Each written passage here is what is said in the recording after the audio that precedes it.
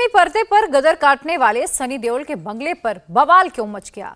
400 करोड़ की film actor पर 56 करोड़ ना चुकाने का इल्जाम क्यों लग गया? नीलामी की कल रिलीज हुई पिक्चर 24 घंटे में कैसे बदल गई? बैंक के तेवर आखिर अचानक ढीले क्यों पड़ गए? अफसरों का ये यू टर्न कांग्रेस को क्यों नहीं भाया? पूरी फिल्मी कहानी आप इस रिपोर्ट में जानिए।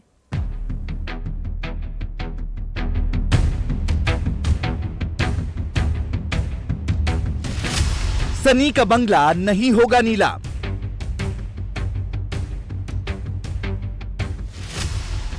बैंक ने रोका बंगले का ऑक्शन।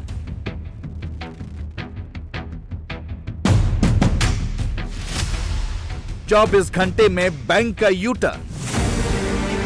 ये दो तस्वीरें देखिए, एक तरफ 20 अगस्त की तस्वीर है और दूसरी तरफ आज की। रविवार को पब्लिश हुए नोटिस के मुताबिक सनी ने बैंक से लोन लिया था जिसे उन्होंने चुकाया नहीं।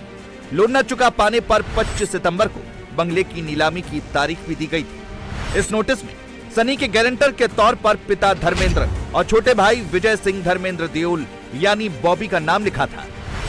तारीख तय थी, समय तय था, लेकिन नोटिस के ठीक 24 घंटे बाद ही बैंक ने अपना इरादा बदल दिया। टेक्निकल रीजंस बताकर नीलामी का आदेश वापस ले लिया। हालांकि वो क्या रीजंस हैं जिसकी वजह से ऑक्शन कैंसिल हुआ, बैंक ने उसका खुलासा नहीं किया।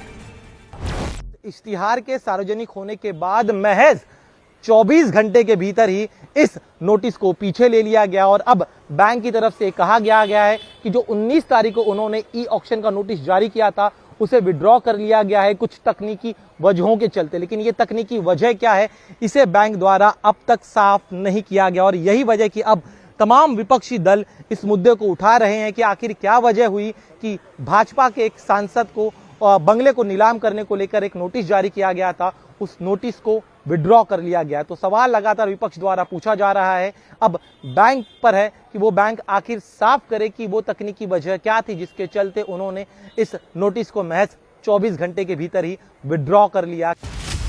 सनी विला की नीलामी 25 सितंबर को होनी थी।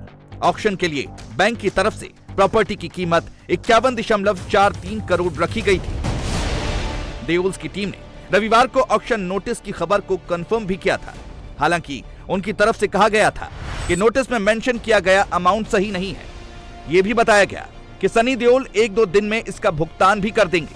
लेकिन 24 घंटे में ही घटनाक्रम काफी तेजी से बदला और इस मामले पर पॉलिटिक्स भी शुरू हो गई।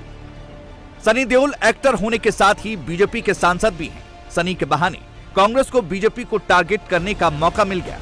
कांग्रेस नेता जयराम रमेश ने ट्वीट कर नोटिस वापस लिए जाने पर सवाल उठाए और पूछा कि नीलामी रोकने के तकनीकी कारण कहां से आ गए। इसके बाद कांग्रेस सांसद मणिकंठ टैगोर का ट्वीट आया।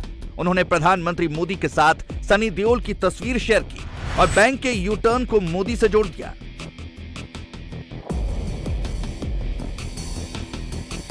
जिस वक्त ये बवाल खड़ा हुआ है उस वक्त सनी देओल अपनी फिल्म के प्रमोशन के सिलसिले में विदेश में हैं। कांग्रेस के आरोपों पर उनके ऑफिस की तरफ से जवाब दिया गया और कहा गया कि विवाद का समाधान किया जा रहा है। अनुमान के आधार पर बयान जारी करना ठीक नहीं। लेकिन सवाल है कि आखिर ये मामला क्या है जिस पर इतनी गदर मची है, वो हम आपको बताते हैं। जानकारी के मुताबिक इस बंगले को गिरवी रखकर सनी देओल ने 2016 में बैंक ऑफ बड़ौदा से कर्ज लिया था। लेकिन दिसंबर 2022 के बाद से उस कर्ज की ना तो किश्त भरी गई और ना ही उसका ब्याज दिया गया।